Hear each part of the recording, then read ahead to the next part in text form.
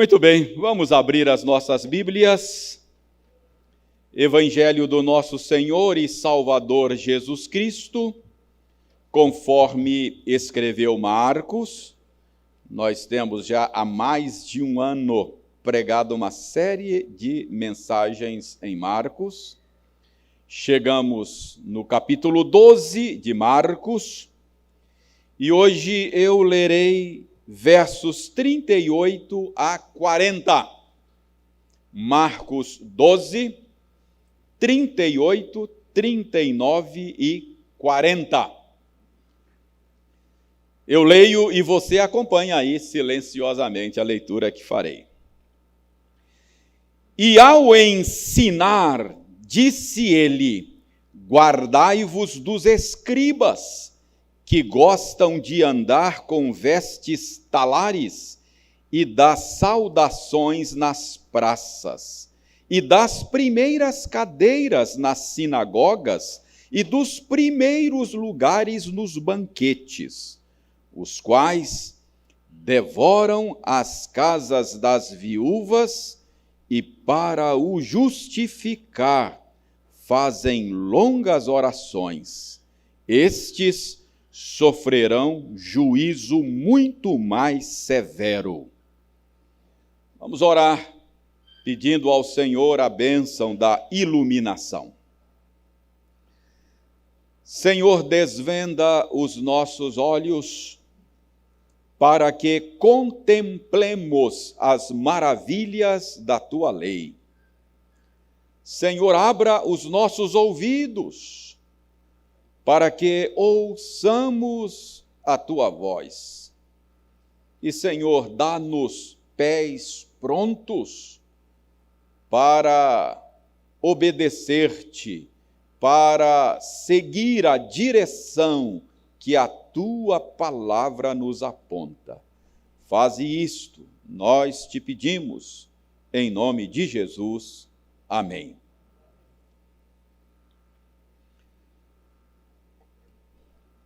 Era terça-feira da última semana do Senhor Jesus encarnado entre nós. Depois de uma série de embates com os líderes religiosos dos judeus, Jesus estava ensinando lá no templo em Jerusalém. Nós vimos isso no domingo passado. Verso 35 diz: Jesus, ensinando no templo, perguntou. E agora nós estamos no verso 38, 39 e 40. Mas Jesus continua ensinando no templo em Jerusalém. Verso 38. E ao ensinar, dizia ele. Então, Jesus está ensinando no templo em Jerusalém. Marcos não relata tudo o que Jesus ensinou naquele dia. Marcos apenas pontua, de maneira bem resumida, algumas coisas que Jesus ensinou. No domingo passado, nós vimos Marcos relatar que Jesus tratou da esperança messiânica de Israel. Hoje, nós vemos Marcos relatar, aí nos versos 38, 39 e 40, que Jesus, no seu ensino, inclui uma séria advertência contra os escribas.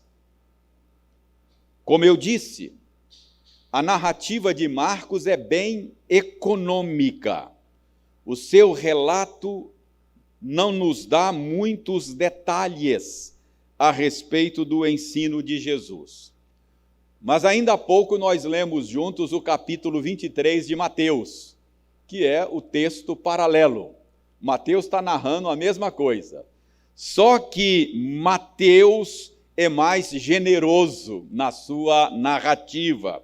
ele dá um relato mais longo, mais detalhado do ensino de Jesus naquela ocasião. Mateus oferece mais detalhes do que Marcos. Então, hoje nós vamos expor esta pequena passagem de Marcos, mas vamos também nos valer de informações dadas por Mateus, no texto que lemos ainda há pouco, no capítulo 23. Vamos analisar esta advertência de Jesus contra os escribas. Em primeiro lugar, eu quero chamar a sua atenção para o modo como Jesus adverte. Eu quero chamar a sua atenção para a severidade do Senhor Jesus. Lembre-se, é a semana da festa da Páscoa. Jerusalém está superlotada de pessoas que vêm de todos os lugares. A festa da Páscoa era uma festa muito concorrida e a cidade ficava superlotada. E certamente, no templo, aquele dia, quando Jesus ensina, há muita gente no templo ouvindo Jesus naquela ocasião. Aliás, isso fica claro no verso 37. Veja aí, Marcos 12, verso 37, que Jesus estava falando para uma grande multidão. Então havia uma grande multidão no templo naquele dia.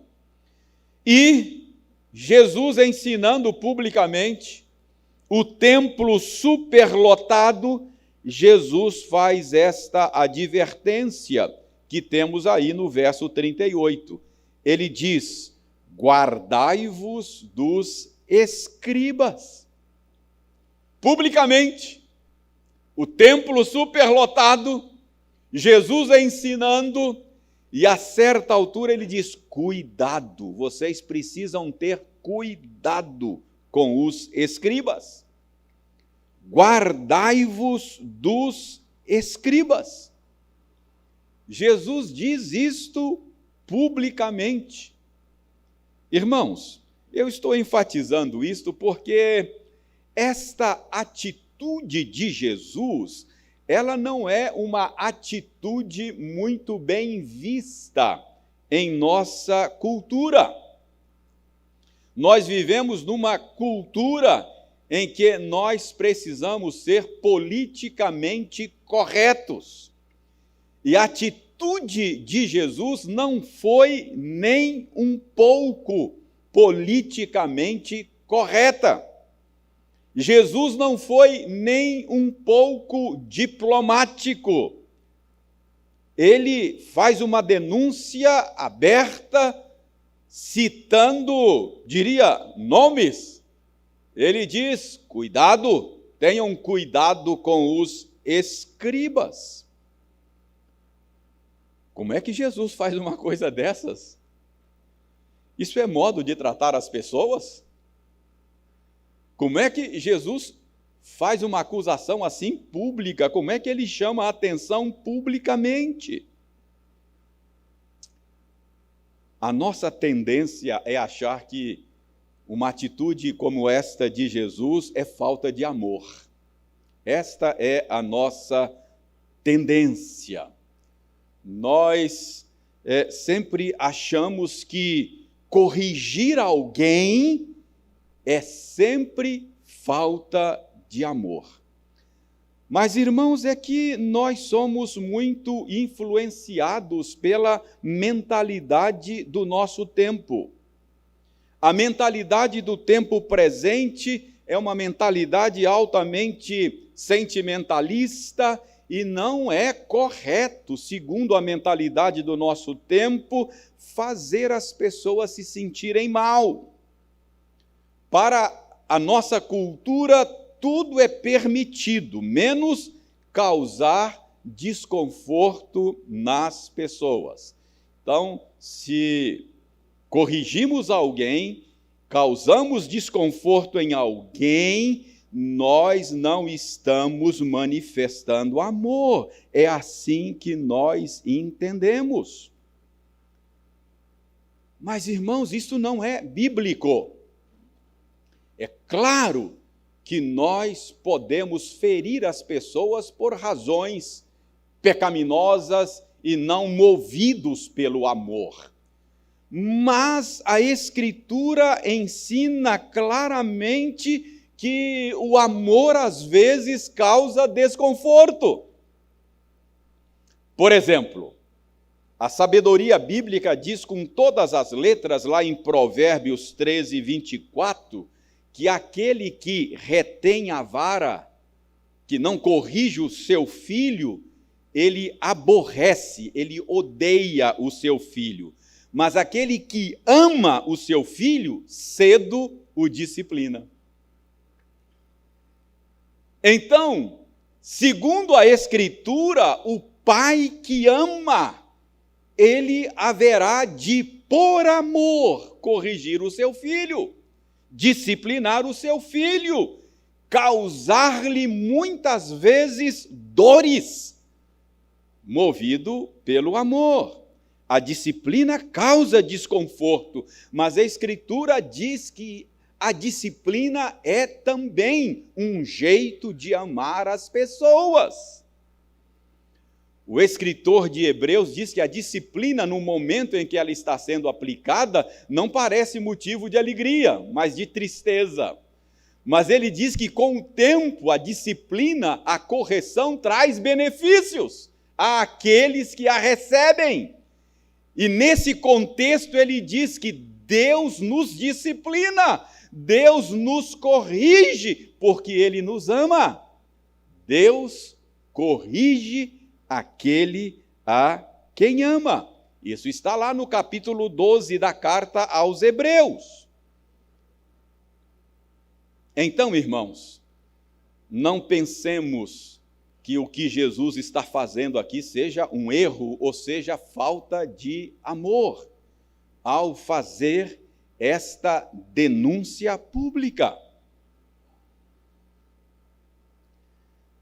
Era uma vez um rei que teve muitos filhos, mas este rei sempre fazia os gostos do seu segundo filho.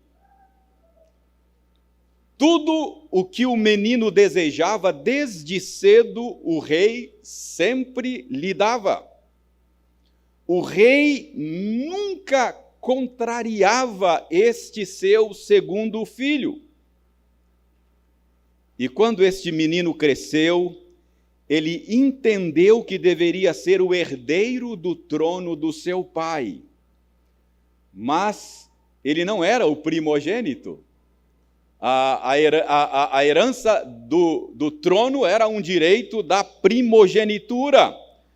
A herança do trono pertencia por direito ao seu irmão mais velho. Então, como o tal menino se acostumou a ter todas as suas vontades satisfeitas, como ele nunca fora contrariado antes, ele tratou de armar uma rebelião para usurpar o trono. E essa história, irmãos, acabou numa grande tragédia para a família. Esse menino, depois de adulto, acabou tendo uma morte violenta. Isto é história verídica. Ela está registrada na Bíblia. Primeiro livro dos Reis, lá no capítulo 1, depois você pode ler essa história. Esse rei é Davi. E esse filho é Adonias. Abra sua Bíblia no primeiro livro dos Reis. Abra aí. Primeiro livro dos Reis, capítulo 1. Primeiro livro dos Reis, capítulo 1. E veja o que diz o verso 6. Verso 6. Primeiro livro dos Reis, capítulo 1, verso 6.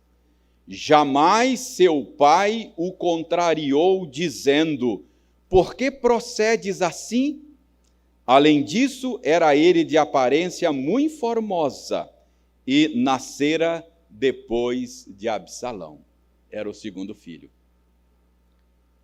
Então, irmãos, o que eu quero deixar claro aqui para vocês é que não é amor deixar a pessoa amada trilhar o caminho do erro. O caminho do erro leva inevitavelmente à morte. Portanto, a Bíblia ensina muito claramente que quem ama, corrige. A sabedoria bíblica diz que são leais as feridas causadas pelos que amam.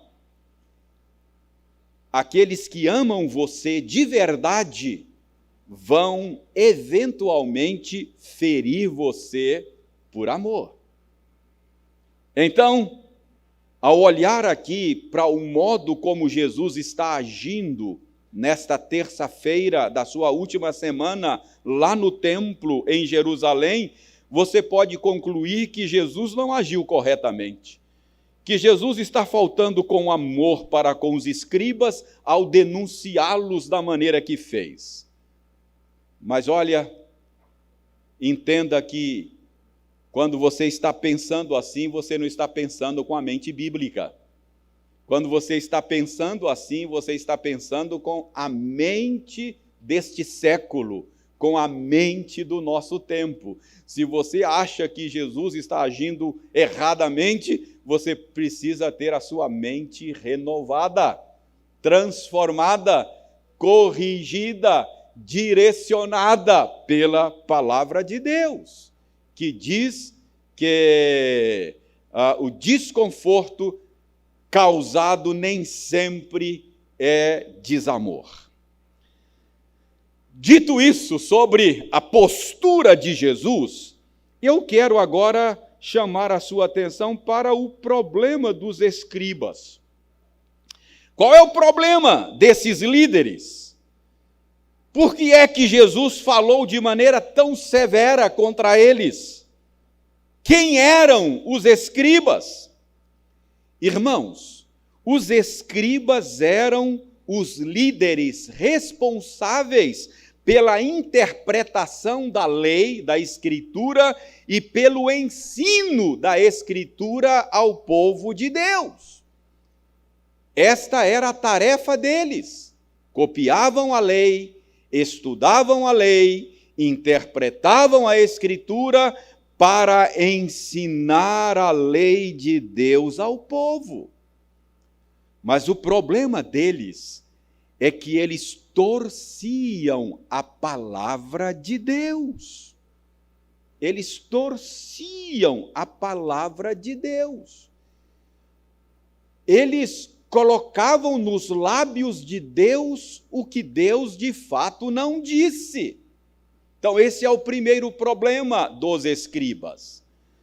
Marcos não diz isso claramente, mas Mateus, que conta, narra com maior detalhes, diz isto claramente.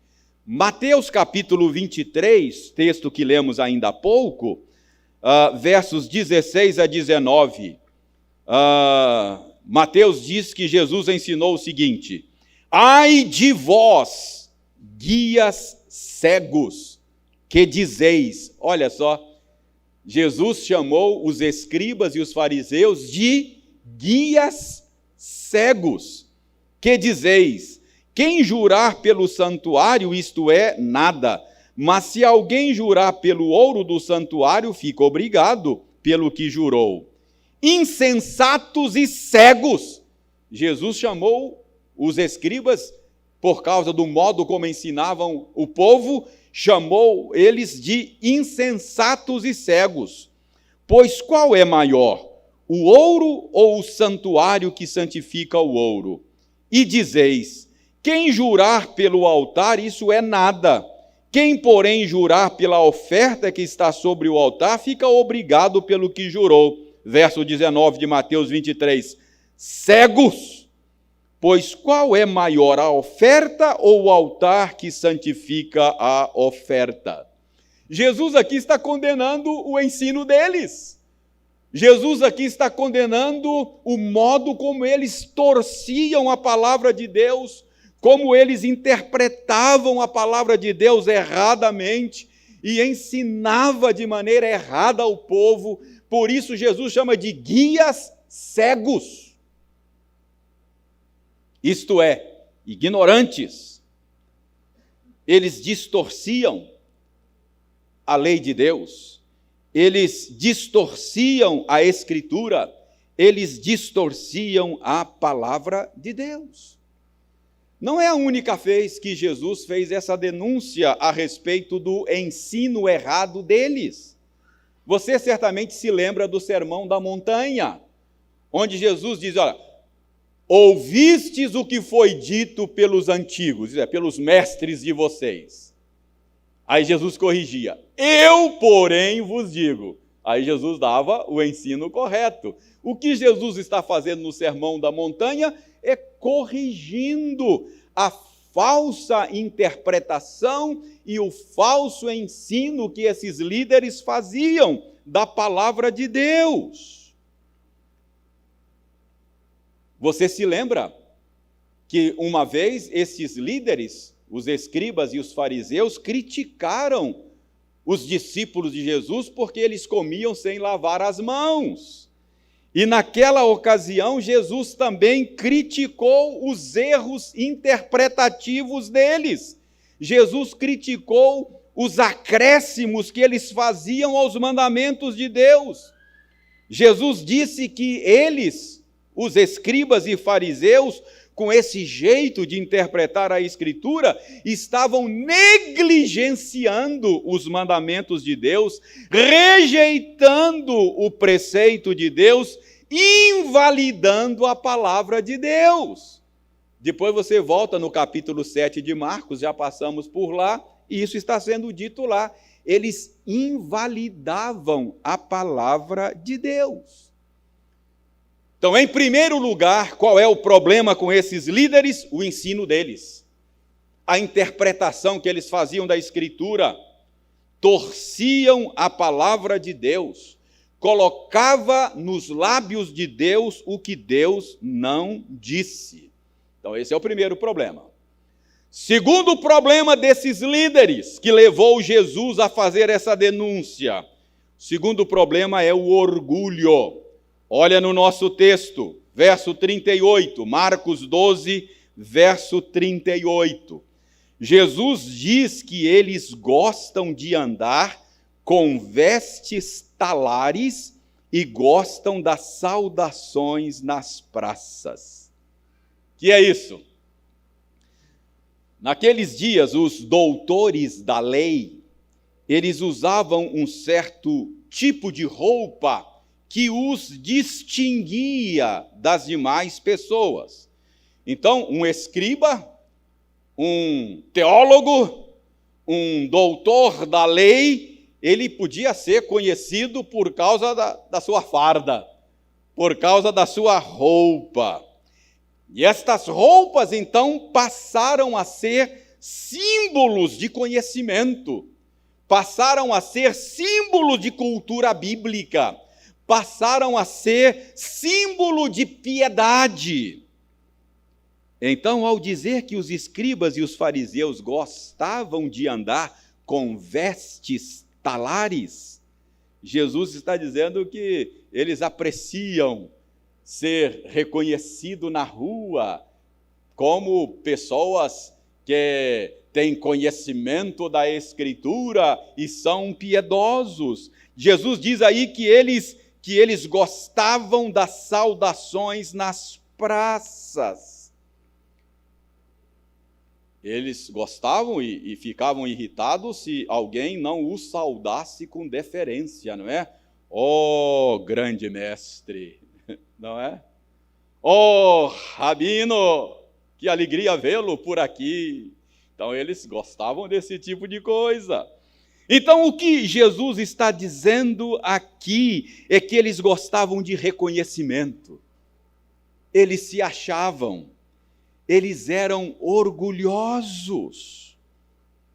No verso 39 diz aí que eles gostavam das primeiras cadeiras nas sinagogas e dos primeiros lugares nos banquetes.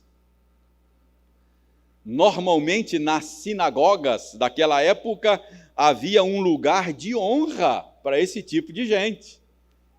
Então, quando ele chegava na sinagoga, ele fazia questão, porque se não chamasse para ele tomar assento naquele lugar mais elevado, de maior honra, ele ficava com o nariz torcido. Então, eles gostavam de ocupar esses assentos de pessoas mais importantes. Isso acontecia também nos banquetes, naqueles dias. A disposição dos lugares numa mesa, numa refeição, eles eram colocados de acordo com a importância da pessoa. Então, haviam lugares numa mesa, num banquete, para as pessoas mais importantes, e havia lugares para as pessoas menos importantes. Então, Jesus está dizendo aqui que, além de distorcer a Escritura, estes líderes eram orgulhosos, eles se achavam, eles buscavam reconhecimento, eles gostavam de aparecer. Era a característica desses líderes, autocentrados, egocêntricos. Eles estavam mais preocupados com a glória deles mesmos do que com a glória de Deus. Por isso que, ao ensinar no templo aquele dia, Jesus falou assim: olha, guardai-vos dos escribas, cuidado com esses caras. Cuidado com essa gente. Jesus está aqui advertindo, primeiro por causa da distorção que faziam da palavra de Deus. Segundo, por causa desse espírito autocentrado e essa busca de reconhecimento. Estavam mais preocupados com a glória deles mesmos. Mas além disso, irmãos, nós aprendemos nesta passagem que esses líderes contra os quais Jesus está ensinando, eles eram também avarentos. Vejam aí o início do verso 40.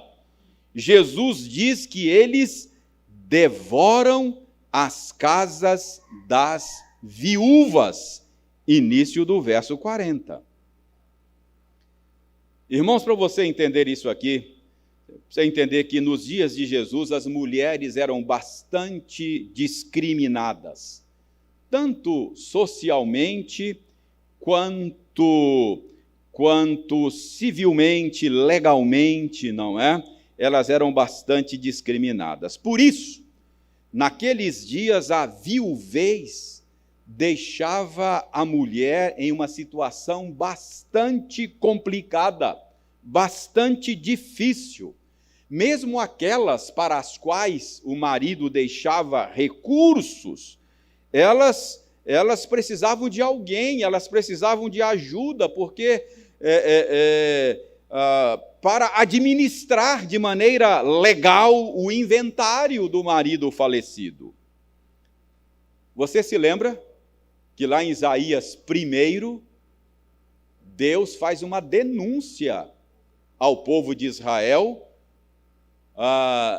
nos dias de Isaías, e um dos puxões de orelha que Deus dá no seu povo era a necessidade que os líderes da nação tinham de proteger os direitos da viúva. Não é isso que Deus diz lá? Pleiteai a causa das viúvas, dos órfãos e das viúvas. Defendei do opressor.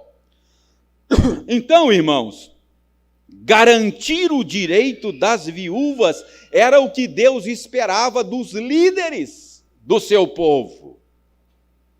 Mas aqui, Jesus está dizendo que estes escribas e fariseus dos seus dias, em lugar de garantir o direito das viúvas, eles devoravam as casas das viúvas. O que Jesus está dizendo é que eles aproveitavam a vulnerabilidade das viúvas para lhes subtrair os recursos. Entende por que é que Jesus está dizendo aqui, cuidado com os escribas, guardai-vos dos escribas. Eles torcem a palavra de Deus, eles buscam glória para si e eles são avarentos. Eles fazem de tudo para subtrair o recurso dos vulneráveis. Cuidado com os escribas.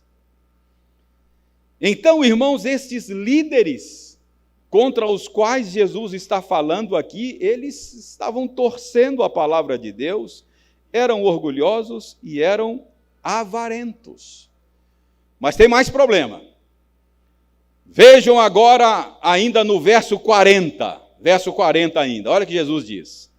E para o justificar, fazem longas orações.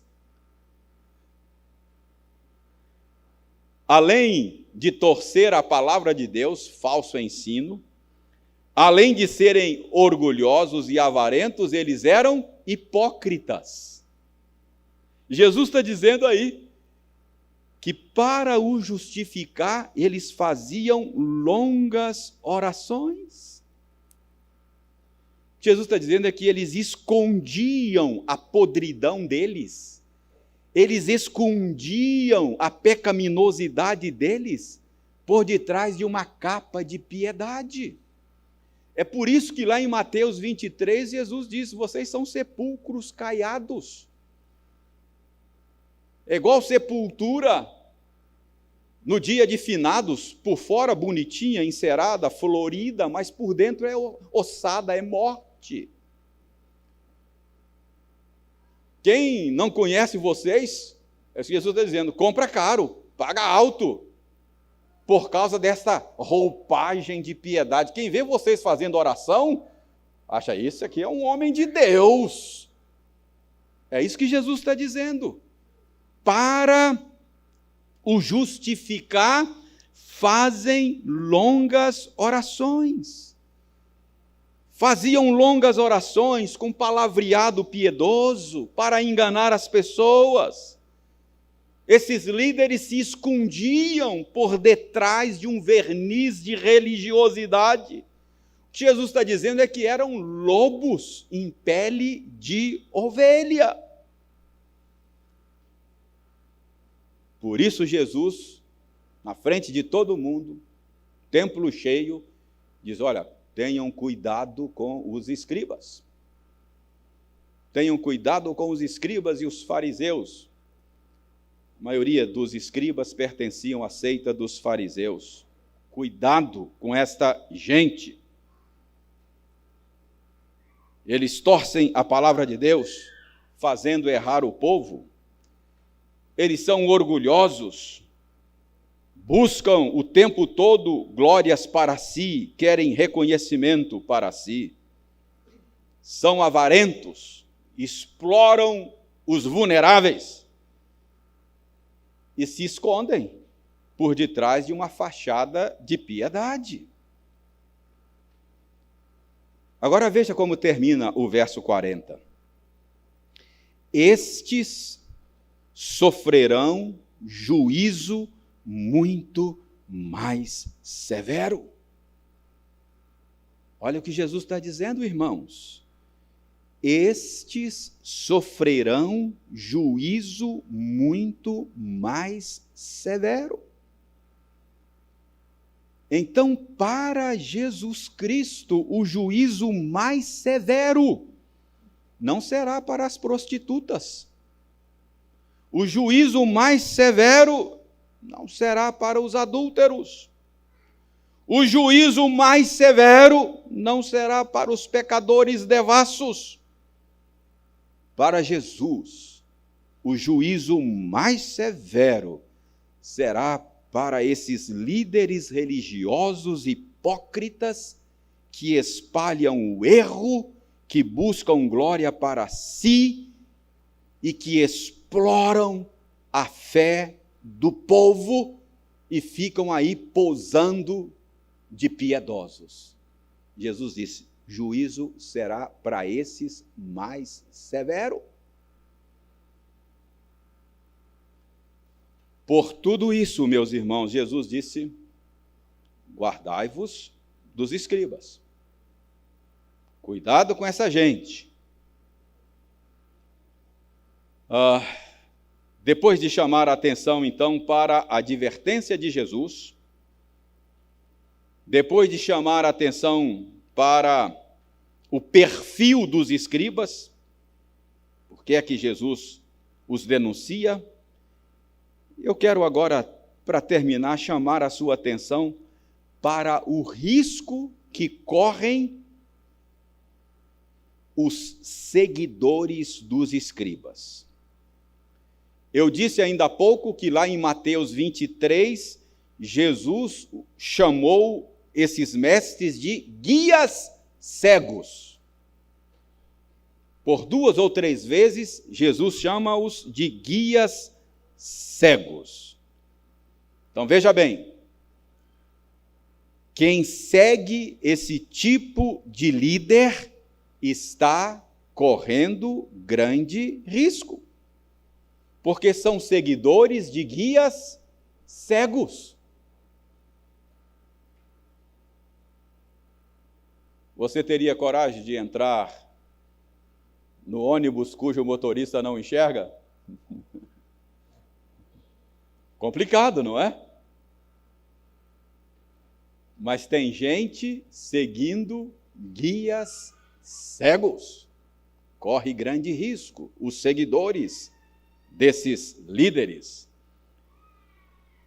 E no capítulo 23 de Mateus, no verso 13, Jesus diz: ai de vós, escribas e fariseus hipócritas. Olha o que Jesus disse: porque fechais o reino dos céus diante dos homens, pois vós não entrais, nem deixais entrar os que estão entrando. Notem, meus irmãos, o risco que correm quem segue esse tipo de líder. Jesus diz: fechais o reino dos céus diante dos homens.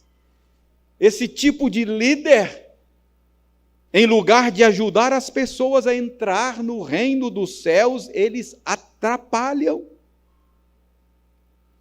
E no verso 15 de Mateus 23, Jesus diz: ai de vós, escribas e fariseus hipócritas, porque rodeais o mar e a terra para fazer um prosélito, e uma vez feito, o tornais filho do inferno 2 vezes mais do que vós.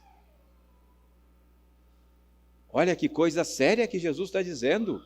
Esse tipo de líder, eles rodeiam o mar, a terra, para conseguir um seguidor, um prosélito. Em outras palavras, eles faziam de tudo para conquistar um seguidor. Rodeavam o mar, rodeavam a terra, se preciso fosse. Mas Jesus diz: uma vez conquistado este seguidor, eles fazem dele filho do inferno, 2 vezes mais do que eles mesmos. Então, irmãos, não apenas os escribas, segundo Jesus, estavam em grande risco, porque Jesus disse que o juízo para eles seria mais severo. mas também aqueles que seguem esse tipo de líder estão em grande risco, pois estavam seguindo guias cegos que lhes impediam de ter acesso ao reino de Deus e que faziam deles filhos do inferno. Irmãos, eu quero terminar dizendo que esta passagem que acabamos de analisar, ela não foi escrita apenas para que nós soubéssemos como eram as coisas nos dias de Jesus. Esta passagem foi escrita para que nós fôssemos advertidos dos falsos líderes dos nossos dias. Esta passagem foi escrita para prevenir a você e a mim contra perigos semelhantes hoje. Irmãos, estes falsos líderes não é uma exclusividade dos dias de Jesus. Esses falsos líderes existem hoje em abundância. Existem em abundância nos nossos dias. E é por isso que essa passagem está aqui, para que nós sejamos alertados. Cuidado com esse tipo de líder. Esses perigos existem hoje. Líderes que torcem a Escritura. Líderes religiosos que buscam glórias para si. Líderes religiosos que se enriquecem por explorar as pessoas simples e vulneráveis. Isso tudo acontece nos nossos dias. É claro, Deus vai julgar essa gente com juízo severo. Jesus garantiu isso. Mas em nome de Jesus, com a autoridade da palavra dele que nós acabamos de explicar, eu quero alertar você. Cuidado com esse tipo de líder. Irmãos, com a facilidade de comunicação dos nossos dias, eu estou convencido que este problema é mais grave hoje do que nos dias de Jesus. Nós temos uma grande facilidade de comunicação. Hoje tem televisão, tem rádio, tem internet. O mundo virou uma aldeia global. Houve um tempo que um membro de uma igreja local como esta só ouvia o seu pastor. Mas hoje não é mais assim. Você pode ser membro de uma igreja local como esta e está seguindo um guia cego, por meio da internet, por meio da televisão. Talvez você diga, reverendo, mas ele fala de Jesus, né, reverendo? Ele lê a Bíblia, né, reverendo? Ele faz umas orações bonitas, só precisa ver. Cuidado. É possível usar a Escritura e torcer a palavra de Deus. Colocar nos lábios de Deus o que ele não disse. É possível fazer oração bonita e parecer piedoso. Jesus disse que isso é verniz de piedade para esconder a podridão deles. Então, ouça o que Jesus está dizendo para você nessa noite. Cuidado com esses líderes. Esses líderes não são uma ameaça apenas para o seu dinheiro. Esses líderes são uma ameaça para a sua alma. Jesus Cristo disse que eles não entram e não deixam os outros entrar no reino de Deus. E Jesus Cristo disse que eles fazem prosélitos, mas fazem desses prosélitos filhos do inferno. Então não é só o seu dinheiro que está ameaçado quando você dá ouvidos a esse tipo de gente.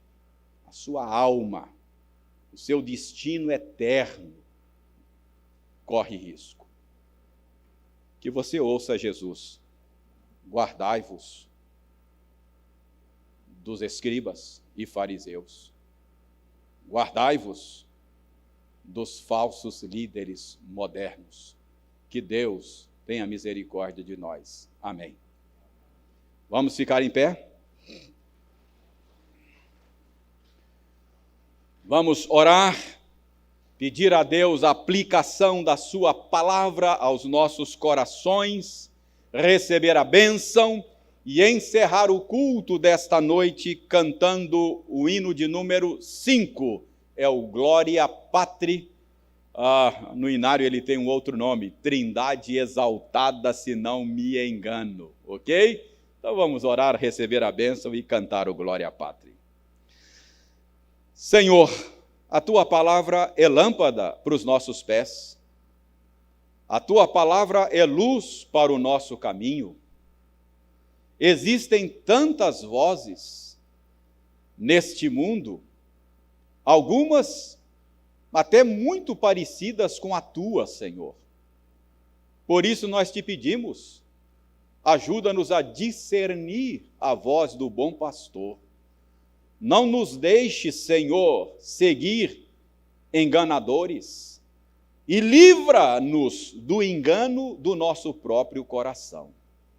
Ajuda-nos, ó Senhor Deus. Jesus Cristo disse que as ovelhas dele reconheceriam a voz dele, ouviriam a voz dele. Ajuda-nos.